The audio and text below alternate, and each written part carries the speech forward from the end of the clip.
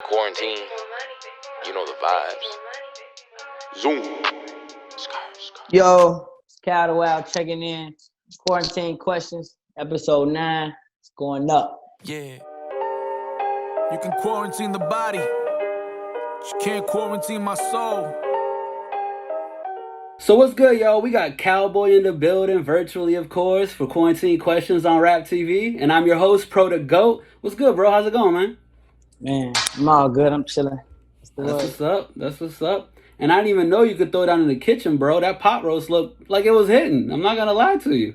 Yeah, the show was hitting. Last night was good, crazy. And you was high as shit, too, on it. I could just tell. For sure. In the kitchen every night. Bet. And by the way, man, congratulations on Long Live the Kings EP too, bro. Every song on there was fire. My favorite joint was the Barbarian one for sure. That was just Yeah, me and TJ went crazy on the Barbarian joint for sure. And that music video was crazy too. Where'd y'all shoot that? Well, we just got a little crib out in LA. Just chilling, just decided to shoot. So it wasn't really planned, it was just, Bet. And who produced that? That was CZ Beats from London. He's from London. Okay, cool. Yeah, that beat was crazy too. Yeah, he actually a wild boy now. So. Oh, for real? You signed him? That's what's up. And Javinci Kicking is my shit too. Are we gonna get a video for that? Yeah, the video coming soon for that one. For sure. Cool. And since this is Quarantine Questions, we gotta ask you what you been doing like during the whole lockdown situation. Man, just recording every day for real. And painting. I'm still writing every once in a while. So you got a studio? Yeah, I got 2 studios in my house. Two different rooms. That's what's up. And shit, let's take it back one time real quick. So you grew up in Chicago, and I know that you were in a house with 15 people. That's pretty crazy. Let's talk a little bit about that. How was that growing up in that environment? Man, it was crazy, but I grew to appreciate it. You know what I'm saying? Like going to school, realizing like all my classmates is just them in school. It's 10 of us in school. You know what I'm saying? So I used that to my advantage. But the living arrangements was hard, but we was young, so we didn't really care. We was just, living. Was it just Calvin and family? What did they call you guys there? I'm sure you guys had a name for the fam. Nah. We ain't really had no group name. It was just, they just knew us. They just they know the family. You know what I'm saying? Bet. And shout out to your uncle too, man. He got you your first mic, right? Yeah, for sure. Yeah, my uncle Wesley got me my first mic. Actually, my first studio setup all together. You know what I'm saying? And then I just torrented all the programs. Bet, like the computer and everything. Like he got you everything. Yeah. Dope. And then and when you started recording too, I know that you used to bring your friends in to cook up in the basement, and your mom didn't like that too much. Have you talked to her since? Been like, hey, you see where I'm at now? Yeah. We had a long talk about it. You know what I'm saying? She just didn't want me to fall off in that lane that my pops and my cousins was falling off to. It just like not finding a way out. You know what I'm saying? I'm the first one in my family to actually make it in this music industry, but I'm not the only one that tried. You know what I'm saying? Mm-hmm. Yeah. So her being the mother, she was just she like, you should stay in school, you should do this, you should do that. You know what I'm saying? And just trying to think on a reality side of things. You know what I'm saying? So she didn't really believe in a dream at first. Mm-hmm. So, I had to show and prove, Yeah, for sure. And speaking of your pops too, didn't he try to sign you at one point or? Yeah. My pops wanted me to do the production deal with him, and we kind of bumped heads about that. Like creatively or? No, just about the whole situation, because I just told him I wanted to have something of my own. You know what I'm saying? Sure. I wanted to create my own new entity, own new name, brand, and everything new, because I didn't want to, just follow up behind their footsteps. I just wanted everything of my own. You feel me? I wanted them to like team in and be a part of my situation instead of me being a part of their situation. You know what I'm saying? I see. Did they eventually come around or? Yeah, for sure, for sure. But I had to show and prove, you know what I'm saying? I had to stay down and work, and then I went platinum, and then I told everybody, like, see, I told you. This is what we supposed to be doing, you know? Wait, so then you signed your pops to Wild Wild Boy, or? No. He's still not connected with us like that, but he come around, you know what I'm saying? And you know. And I also heard like, you know, especially during those times, like you really had to basically grind it out to be able to like get comfortable and like find a sound and everything. Yeah, for sure. Was there a turning point? Like, was there a point in time where maybe it was a specific song you had done growing up, like still early on, where you were like, that's the sound, or somebody told you that's the sound, like you should go in that direction? Yeah, I did a song when I was like 16 called Flavor. And then I did another song a year later called VVS. And them was the two. They was like, well, you can actually make it off these, bro. So I knew that was my sound, you know what I'm saying? Did those two pick up traction at all, or? Yeah. You know what I'm saying? I never really did big numbers before my hit record. So, you know, 100,000 views was big to me. You know, 150,000 views was big to me. And that was around that time I was getting that. I was building a real solid foundation throughout the neighborhood. You know what I'm saying? That's when I knew it could go. No doubt. And then also growing up, like I heard that you were heavily influenced by Chief Keef too, being from Chicago and everything. Do you remember where you were when you first heard Bang? What was I?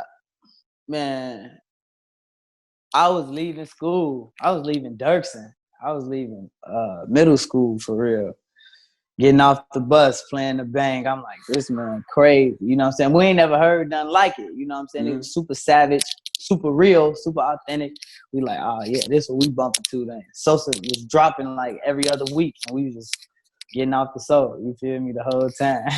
And he was young too. He must have been y'all's age, right?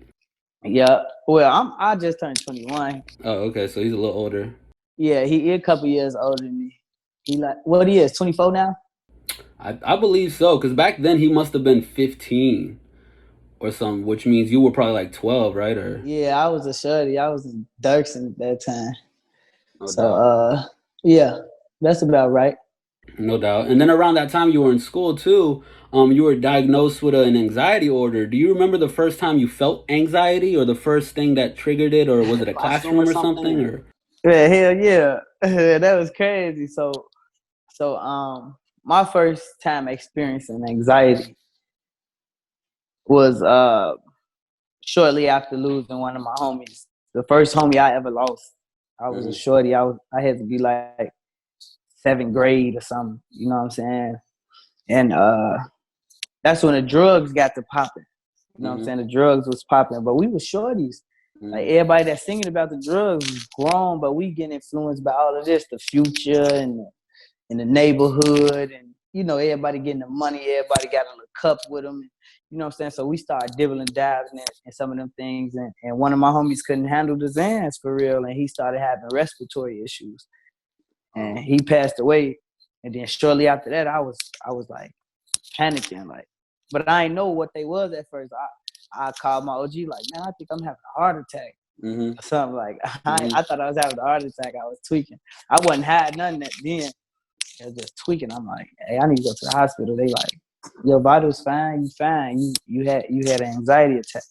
So then I went to go get checked out. Yeah, got some help. You see, I ended up staying in a psychiatric ward for a couple weeks the first time to get my mind right. And then I came back home and I lost 2 more homies. Damn. And then it put me right back there. I went right back into a depressing stage and just having more anxiety. That's probably why I smoke so heavy now. That's the only thing that can keep me like mellow. You feel me? But that's crazy because people that smoke used to tell me that get them anxiety. You know, like getting high or get a person anxiety. But that really helped with my anxiety now.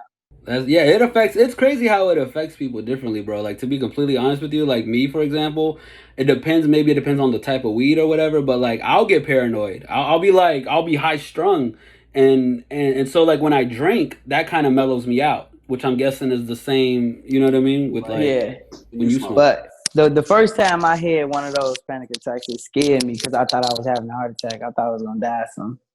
That's crazy. But it was cool, though. I just learned to deal with it. And then when it happens again, you kind of already recognize it. So you're like, yeah. oh, all right, this is what's about to happen. So let me chill Exactly. out. Let me like smoke or something. Exactly. Just go, be by myself, just smoke, probably paint a picture, sketch something real quick. And it'll bypass. And then the whole anxiety thing is clearly, a topic, a discussion in a lot of your music too. That comes up a lot. And I'm sure because you had that issue, and I'm sure, anxiety comes and goes. Are you able to help people out, like through your music? Like, do people talk to you about that? Yeah, I get a bunch of DMs. Man, you just help me through my day, man. I'm going through anxiety. I feel like I'm the only one that understand. But I get all of it. Like, all the messages I get sent, I get all of it. Because I used to drive people away with it. Because they didn't understand it. Yeah. You feel me? So people look at me sideways like, man, this nigga tweaking. What's wrong with him? You feel me? So I understand a lot of the messages that I get. But yeah, I definitely help a lot of people. Has there anything like that happened on tour, like an incident or something, whether it was a meet and greet or like a kid ran up to you like crying, like expressing their struggles and stuff? For sure. The first tour I went on, the first major tour I went on was the Kodak Black Dying to Live tour. Mm-hmm. That happened a lot. I mean, I never experienced it before then. You know what I'm saying? So when I first experienced it, it was like, man, it's crazy. And then it just kept happening. Everybody running up on me, just, oh my God, Calboy, man, you helped me out with this, or you helped me out with this. I just lost a partner here. I just lost a partner there. You know what I'm saying? It was just crazy just to travel all across the country and just hit at from everybody. What was the first city that happened in? Milwaukee. Okay. Milwaukee, for sure. Like, right, that's a couple hours from the city. That was like one of the earlier stops. Who ran up on me? I'm trying to remember the name. Because I always try to remember the names when it get like real personal like that. I can't even think about the name right now, but young dude walked up on me like, man, I deal with anxiety a lot, bro. How you cope with it? And I'm just like, man, you just deal with it. It's all up here, Facts. So to get like personal and actually explain what a nigga really going through and help him out, it meant a lot. You feel me? And then you speak about this too, how you kind of went from like 0 to 100 when you dropped Envy Me, right? Yeah. That must have been a crazy feeling, by the way. Yeah, that was crazy. I know it was a hit. How was that party? The party, like the celebrating after that? Nah, the party that the flyer was on, where you first put the song out. Yeah. You did your research. I didn't know you was talking about that. But man, it was lit. It was my manager's party. You know what I'm saying? And everybody was just really not even paying attention to the party. They hit a song like, hey, what's that song, bro? So we end up going to the party, playing the song. We jump around to it, and it just went crazy. Like, we dropped the video a couple days after that.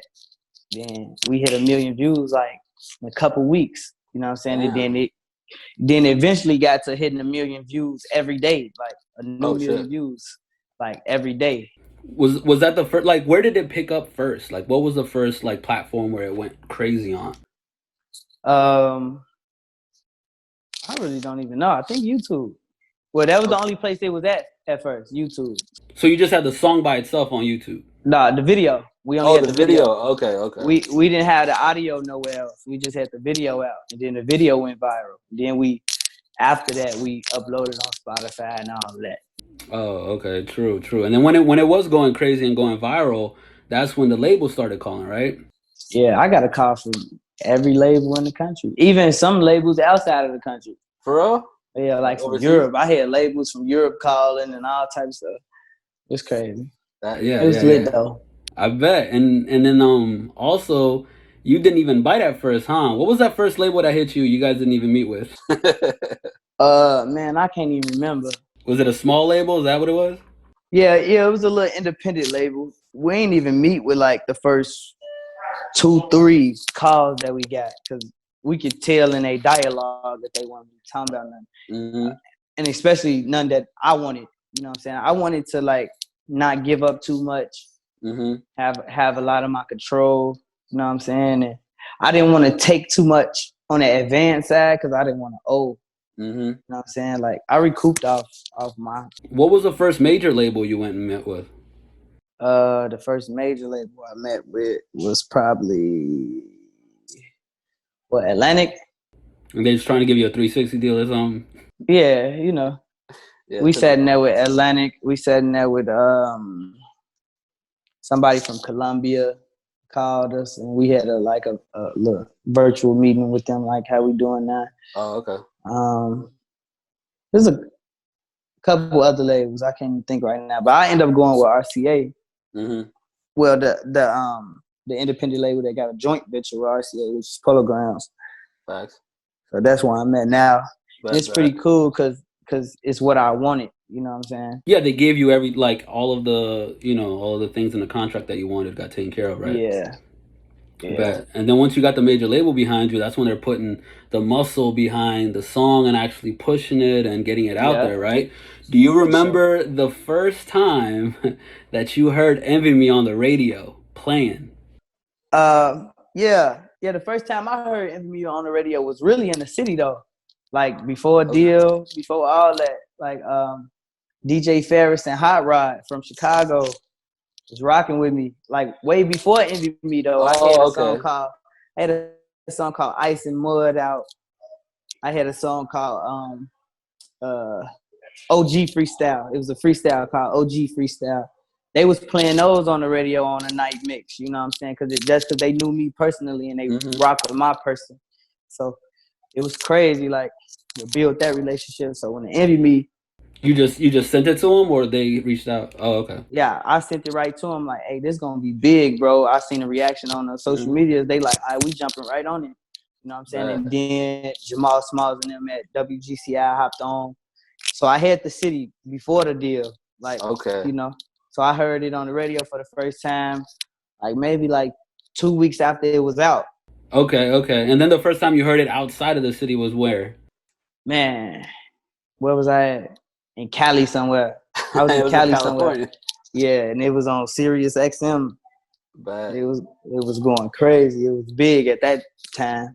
And the crazy thing is, like, just the power of that song, because I feel like it's that good of a song, has even carried over. Like, you dropped that a couple years ago, and it's still like out. It's still booming. It's still going crazy. Like on TikTok, for example, right? So earlier this year, it started going crazy on TikTok, and even a couple months back, it's been all over TikTok. Did you notice that? Yeah. Like, you know, my managers and my label be sending me all the analytics and the numbers.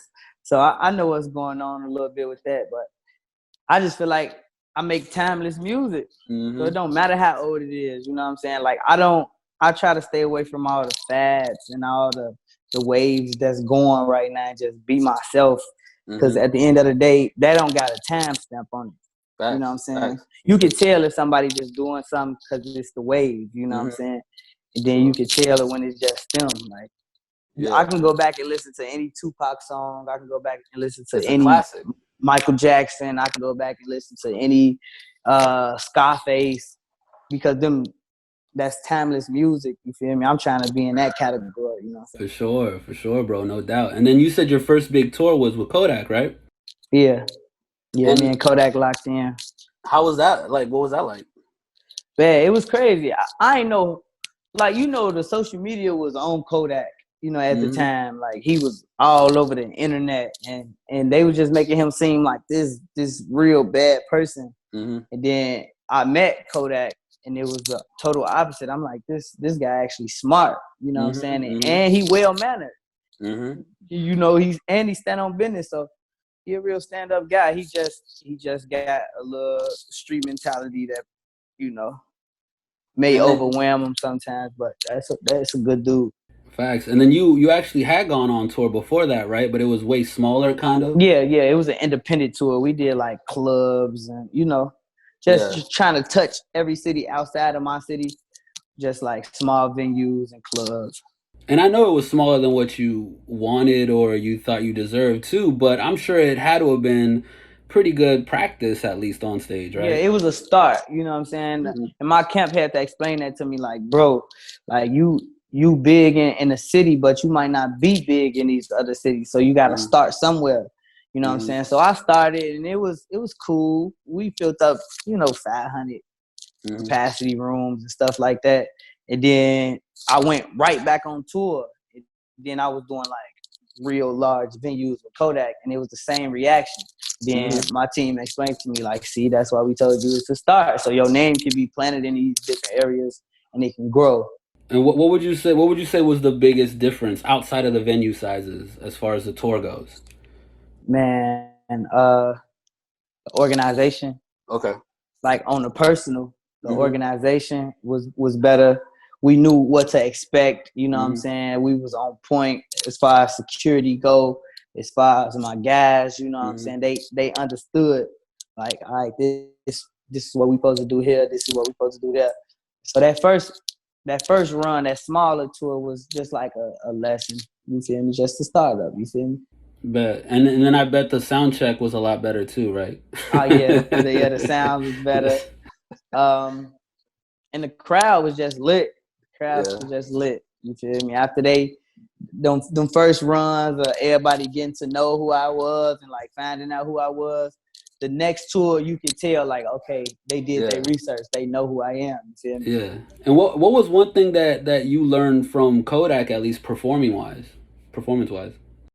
Man, I don't know. Kodak don't really perform. Like, no, Kodak go out there and just do his thing, like on the player side. He real cool, like. He be dancing and shit? Yeah, he be doing this little, the little Kodak bop. But he really let the crowd sing the music. He don't really sing the music. He create a vibe out there. Like me, it's really a show. It's showtime. You know what I'm saying? I'm jumping around, taking my shirt off. Like Kodak more player with his, you know what I'm saying? He more laid back. And what's the craziest thing a girl did on tour? Like a groupie? Man, sneak backstage. Oh, word? Yeah, I'm like, how you get past security? You know what I'm saying? I just want a picture. You feel me? They did that. I done got flashed a lot of times. You feel me? Female threw a bra on the stage before. Yeah, I bet. And then, you know how everyone always talks about, like, striking while the iron's hot and you're only as good as your last hit? What were some things that you implemented since Envy Me came out and had you go from 0 to 100 to keep you up there throughout the times that went by? Man, I don't even know, bro. I don't think like that. Like how you just explained that, I don't really think like that. Like, I don't know. Just work? I really don't know. I just be working, you know what I'm saying? And it's just been keeping me afloat this far. So I'm gonna just stay working. You feel me? Just stay creative. I'm a creative, so that's all I want to do is create. Right. So I try not to think about everything, yo. Like you don't think about making a hit. You're thinking about just making good music. Right. I'm just thinking about making the best music I can make. For me personally. And then what was the first, do you remember the first song where you freestyled on it and you didn't write anymore? Man, a song called Run. It was before Envy Me. You just punched in? Right before I went to Cali, I made the song Run with Fatality on 35th in the studio in Chicago. And I'm like, man, I'm tired of writing, you feel me? I'm like, just put me in, you feel me? I was that amped up, you feel me? I was turned up. And I just punched in. But when I first was punching in, I was trying to do like 2, 3, 4 bars at a time, then punch in the next 2, 3, 4. You feel me? So that's how that one went. And then I just eventually Okay. Did you eventually go from that to like 4, 8 bars at one time, or is that still how you work? A couple bars, or? I just do line for line now. It's just like writing on a piece of paper. Got it. That's how I look. Got it. That's what's up. And then obviously, I've seen your interviews and you've talked about working pretty quickly, right? Like you can put a song together within like 10 minutes, right? Yeah, less than that. Okay, bet. And then putting you in that mindset, right, of creating so much music. Because if you can knock out a song in 10 or less, less than 10 minutes, obviously you're cranking out a lot of fucking music. You're creating a lot of stuff, right? So how do you get to the point where you take a step back and you're like, all right, this one's a hit, this one isn't a hit? Like how are you able to discern the difference? I do that with my camp. You know Okay. what I'm saying? And just my homies. Like, I got a lot of my best friends still close to me. And Okay. my managers, you know, they real close to me. So I just sit down, have meetings with them, and just play 20 songs. Oh, okay. And then see their perspective on it and see which ones they react to, or see which ones catch their attention, or which ones they just like, all right, that's cool. You know what I'm saying?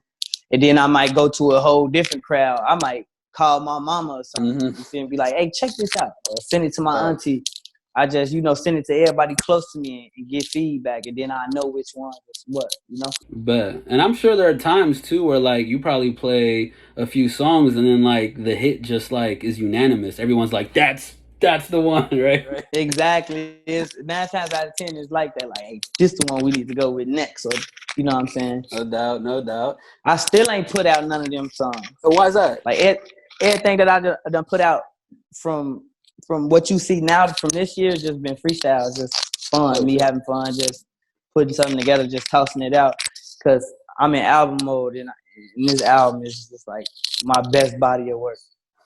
And I've talked to a lot of younger artists too, and something that I see as far as like a pattern is a lot of times I'll bring up an older song. I'll be like, what about this song? Or what about that song? And they're like, oh, that shit's old, that's garbage, that's trash, I'm not fucking with it. Is that how you feel about your older work, or do you have some classics back there that you just still want to put out? Man, I got some unreleased older songs that I still would put out.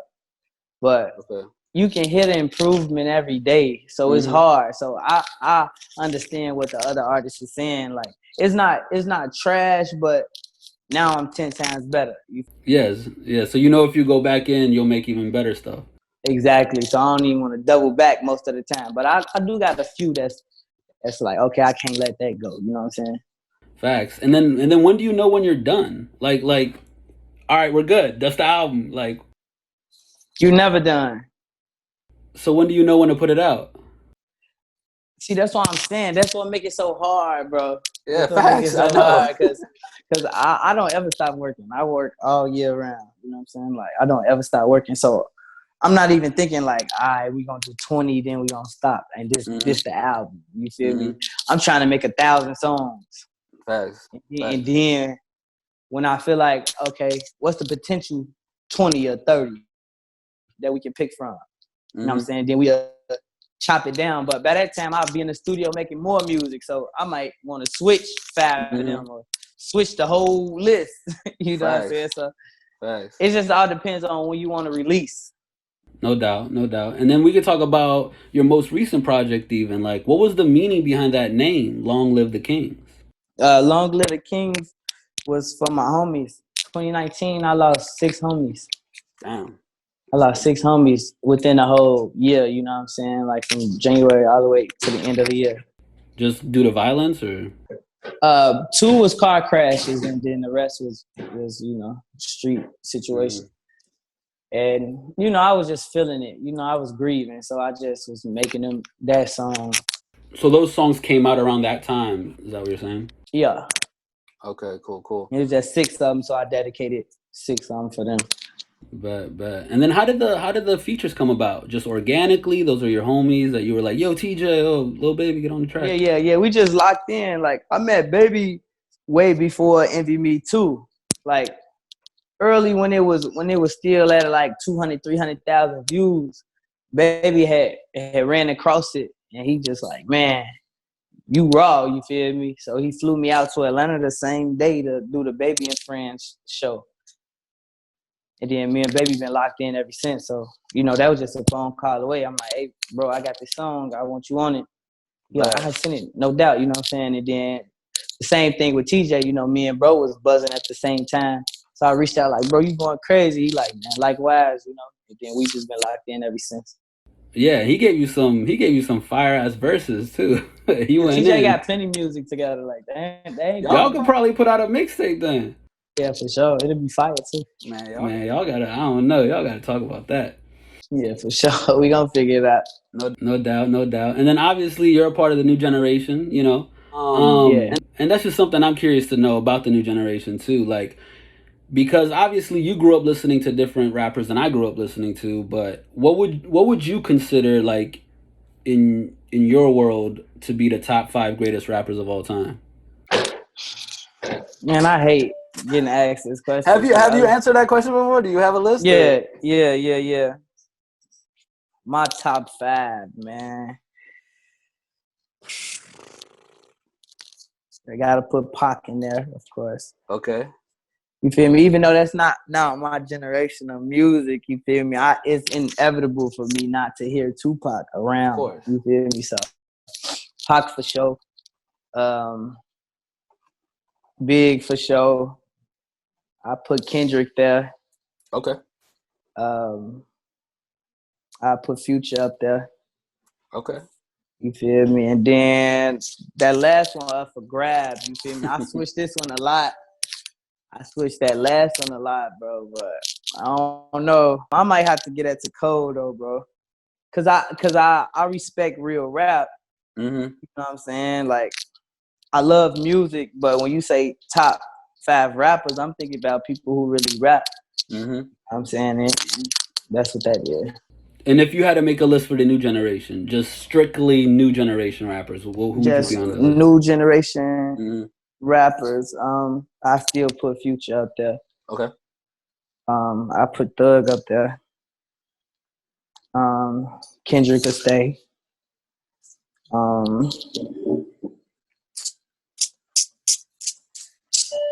Shit. I don't know. Them two up for Future, Thug, Kendrick. All right. Them like my favorites though. You feel me? Like facts. I can listen to their new music, and I can listen to all their old music. And I feel like they also influenced a lot of the new generation. So all these rappers coming out nowadays with the melodies, the tones, the cadences in their voice, a lot of it comes from that. Like Wayne, Thug, Future. So yeah, for sure. Wayne too. Like Wayne, that's different, bro. Wayne, real life goated. You were probably growing up when Wayne was going crazy, right? Like a Millie and all that shit on the radio. Yeah, for sure. No doubt. I was a shorty getting off the Wayne. For sure. That's what's up. And what's the status on the restaurant, by the way? Man, soon as I was about to, you feel me, start to get it right, this pandemic. Oh yeah. Well, good thing you guys didn't have it up already. Yeah, that's why I kind of put it on pause, that project on pause, until I could figure out what's going on with this, because the spot would have been open for 3, 4, 5 months. Mm-hmm. And you feel me? No doubt. No doubt. Everything happens for a reason. For sure. And then what's the status on your sci-fi book? We wrapping that up. Okay. Wrapping that up. It's getting finalized. I'm putting my last few final touches on it, and we're gonna call it one. Will it still drop this year? Yeah, later. Okay. Around the winter. Are you allowed to give us any names, anything about the book? I can't drop the name yet. No doubt, it's all good. I can't drop the name yet, but if you pay attention to my Instagram in a couple weeks, I'm gonna start dropping like illustrations and like little small you feel me, hints that it's coming. So would you say that you paint more now, or do you sketch more? I paint more now. When I was a shorty, I used to sketch more, just because I couldn't afford all the materials. You feel me? Like I paint on $100 canvases. Like as a shorty, I couldn't just buy them on the regular and just paint like. Wait, so are you doing the illustrations for the book, or? Yeah. Oh, bet. Yeah, I'm doing that. That's like producing your own song. Yeah, for sure. That's what's up. That's what's up, man. And then have you sold any paintings yet? I know you were talking about eventually doing that.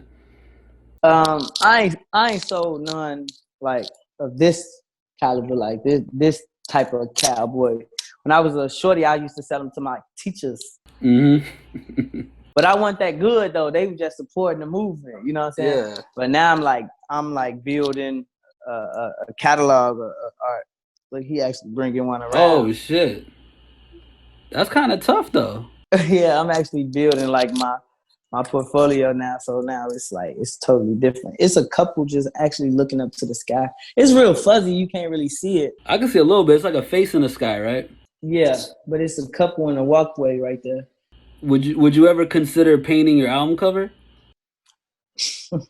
am I getting ahead of myself? Now you jumping the gun, man. Yeah, I'm on that. Bet. That's what's up, man. Do you have like a room full of your paintings in your house, or? They just like scattered all over the place. Just scattered all over the place. I really go right here in my game room. You can see over there. My game room. That's really like the art studio too. So it's a couple of pieces back there, but you know they're not finished. Bet. And then how often do you paint? Like once a week, or like whenever you feel like it, or? Well, yeah, like every day for real. Okay. Like whenever I feel like it, I might take a day off or two, but then I get right back to it. I record, paint, and try to write at least every day. That's what's up. And you just throw on some Paramore and start painting. That's just therapeutic, right? Yeah, for sure, bro. You doing your research too much, bro. Hey, man, I gotta do it. Yeah, that's just me on the low key side. Like all my gangster homies be tweaking with me, like, "Hey, bro, what you listening to here?" I'll be like, "Hey, man, I ain't business." This is vibes. You don't know none about these vibes. Exactly. Bet, that's what's up, man. That probably helps with like anxiety too, right? Yep, all that. I listen to all type of music to get over the that anxious feeling I have. No doubt. That's what's up, man. I feel like that's one of the healthiest ways to deal with that, for real. Yeah, for sure. Yeah, and yeah, last but not least, we do like to play a game with all of our guests. This game is called Smash or Pass. Right. And I got a few celebrity names for you. Right. You ready? Let's do it. All right, bet. Smash or pass? Lady Gaga. Pass. All right, bet. Bad Baby. Pass. Okay. That's just too much, bro. You seem like you're on the other side of that spectrum. Like you're super chill, laid back. Yeah, like she damn near. I don't know. I don't want to talk crazy about her. Pass. Bet. What about Megan Thee Stallion? Pass. She too tall.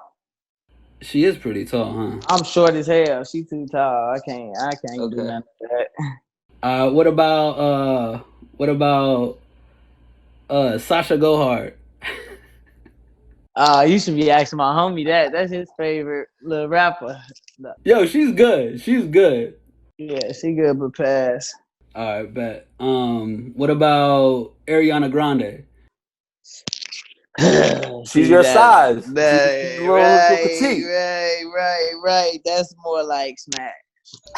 All right, bet that. And last but not least, we got Black China. Oh no, pass. No, okay. That's no doubt. But shit, man, thanks for playing the game. What else you got coming up? What's next for you? Man, Wild Boy Kennels. Okay. I'm doing my little films, more art. I told you about the book. I got my bully right here. He actually, this is the alpha right here. What's his name? This Kiba. Ooh, my phone just fell. That's Kiba right there. Okay. That's Papa American Bully. That's what's up. Man, my phone keep falling. I'm trying to fix it. Is he a mix or he's a Frenchie? That's a Frenchie. No, this a Frenchie right here. This mama Frenchie right here.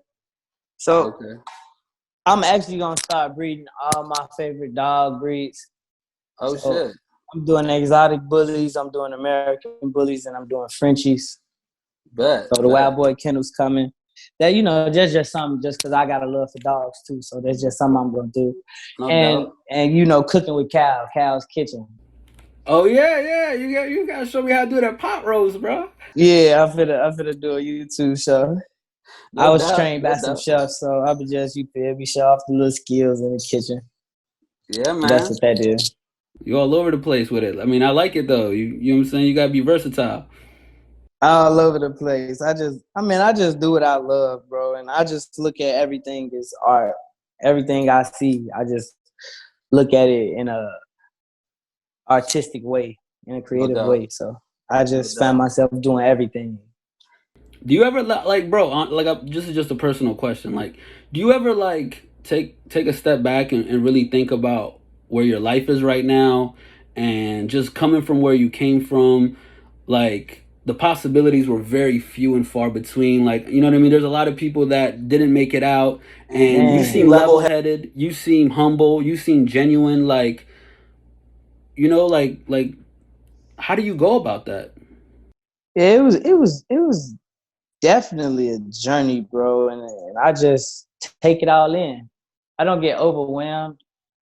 You know what I'm saying? I knew getting here only took me being me and not trying to be something I'm not. You know what I'm saying? That's what got me here. So I just know, like, as long as I do that and have fun and my creativity, I'm gonna be good. You know what I'm saying? That's the mindset I got. So I mean, it's a blessing to come from zero, to come from nothing and be here. But I know to stay here is just to be me. You know what I'm saying? And be able to provide for your family too. That's got to be huge. Yeah, that's always the ultimate goal with anybody coming from poverty is to get his whole family out of it. You know what I'm saying? And that was goal number one. And I did that with no problem. So No doubt. Well, man, thank you for sharing your time with us, and I really do appreciate you taking the time out. these interviews be fun, bro. I don't be tripping. That's what's up, bro. Bet. So once again, I'm ProTheGoat with RapTV, and this was Quarantine Questions. Make sure y'all hit that subscribe button and notification bell to stay up to date on all of our new videos. We're dropping Monday, Wednesdays, Fridays, and don't forget to smash that like button. And one last time, let's give it up for Calboy, y'all. Yeah, 147. Thanks, bro. For sure, bro. You can quarantine the body, but you can't quarantine my soul.